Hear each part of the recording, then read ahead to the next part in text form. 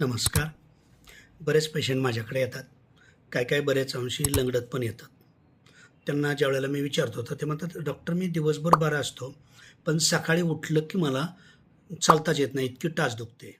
ही गोष्ट 40च्या पुढे जास्त करून महिलांमध्ये आढळते.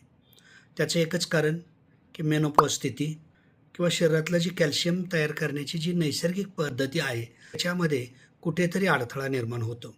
मेन म्हणजे लाईफस्टाईल, स्ट्रेस, खाण्याची पद्धती, झोपण्याची पद्धती, उठण्याची पद्धती, शिवाय वय या बऱ्याचशा कारणामुळे माणूस आजारी पडतो. ही calcium deficiency, magnesium deficiency, D3 म्हणजेच व्हिटॅमिन डीची डिफिशियन्सी आणि एकाला एक जोडून अशा बाकीच्या बऱ्याच गोष्टी त्याच्याबरोबर येतात.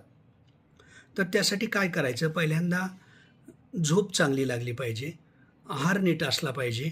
म्हणजे सर्वसाधारणपणे चिंचवणी, शेवग्याचा पाला, शेवगा म्हणजे अशा आपल्याला पूरक अशी कॅल्शियम, मॅग्नेशियम, फॉस्फरस, आयर्न, मग त्यासाठी खजूर असो, खारीक असो, खोबरे असो, ह्या जुन्या ज्या पद्धती आहेत, त्याच गोष्टी परत आपल्याला रिपीट करावं लागणार आहेत. जो काही प्रॉब्लेम आहे, तो खाण्यातून, लाईफस्टाईलमधून. मग काय करायचं बाबा? मिठाचं पाणी.